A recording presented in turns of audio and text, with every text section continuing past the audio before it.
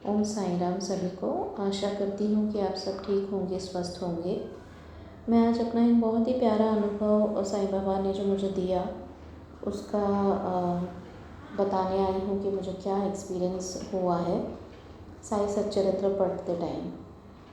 तो हुआ ये था कि मैंने 2 दिन पहले साईं बाबा के जो साईं सच्चरित्र है उनका 9वां अध्याय मैं पढ़ रही थी। अब मैंने अध्याय पढ़ लिया और मेरे मन में, दिमाग में ऐसा कुछ भी नहीं था, बट क्या अनुभूति हुई उससे आपको पता चलेगा कि मैं ये क्यों बोल रही हूँ कि मेरे मन में, दिमाग में ऐसा कुछ क्या नहीं चल रहा था।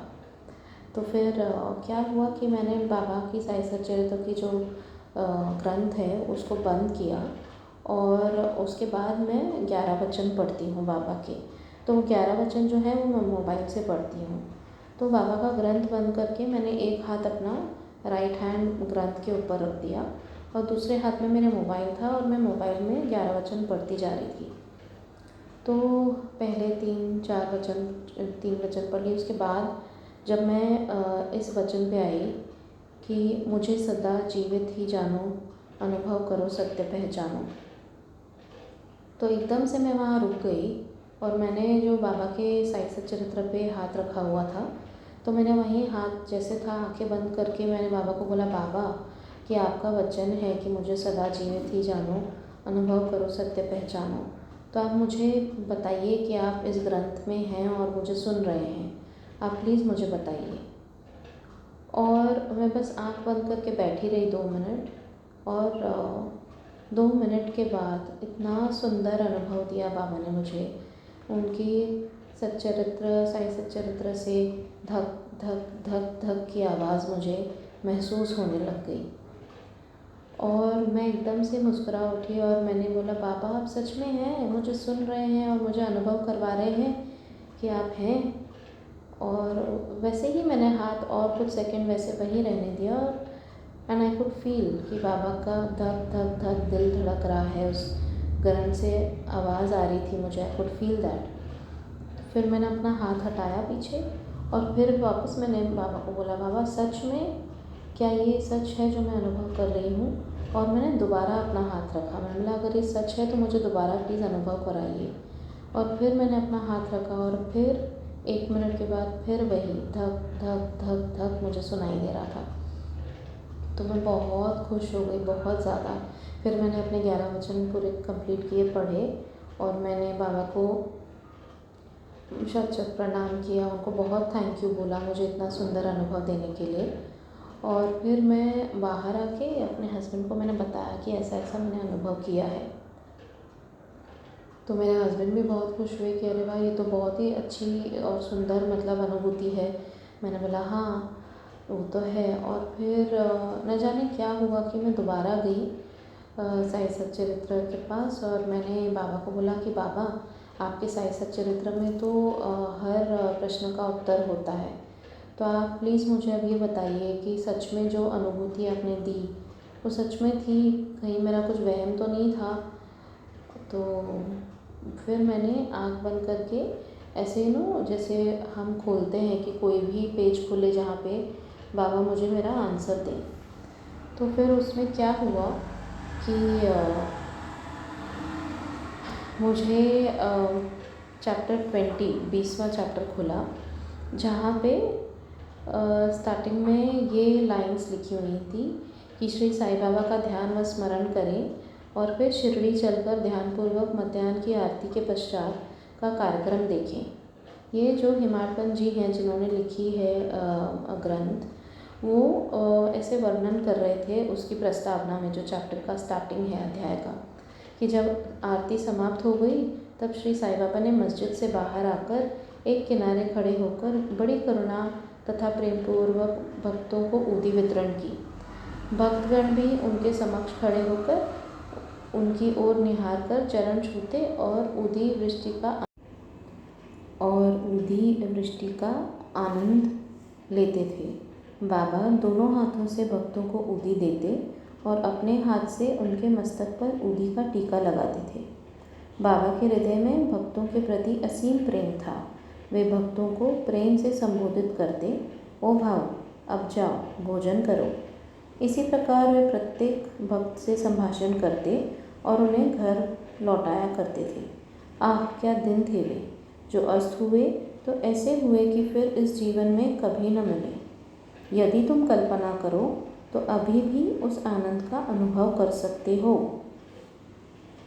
अब ये जो वाक्य है, यदि तुम कल्पना करो तो अभी भी उस आनंद का अनुभव कर सकते हो, यह जब मैंने जब मैंने पढ़ा तो मुझे लगा यही बाबा का उत्तर है कि हाँ, कि तुम मुझे अनुभव करने की कोशिश कर रही थी और उसी का उत्तर मैंने दिया कि हाँ मैं हूँ और मैं तुम्हें सुन रहा हूँ। तो जब ये चीज़ मैंने महसूस की कि हाँ बाबा मुझसे सच में बात कर रहे हैं और मुझे सच में सुन रहे हैं और वो इस ग्रंथ में हैं हमारे साथ, तो बस I was feeling so blessed and I just thank Baba again and again. और बाबा को जितना थैंक यू बोले उतना कम है, जितना शुक्राना करें उतना कम है, क्योंकि बाबा हमें ना सिर्फ हमारे साथ बात करते हैं और अपनी अनुभूति देते हैं, बट हर पल हमारी रक्षा करते हैं और हमें ब्लेस करते रहते हैं। तो और एक और चीज़ हुई ये थी कि उसी दिन जो सुयशी जी हैं उन्होंने एक मैसेज डाला था अपने चैनल पर, जो मैं स्क्रीन पे लगा रही हूँ, कि रीड साई सच्चरित्र today with utmost devotion and your full with utmost faith and devotion and your wish will be fulfilled this time.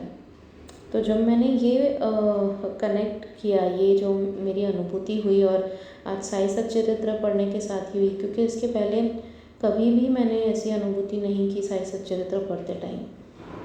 तो एक्चुअली फिर एक और चीज़ हुई, मुझे ध्यान में आई कि मैं आज जो चैप्टर नंबर पढ़ रही थी वो भी 9वां अध्याय था।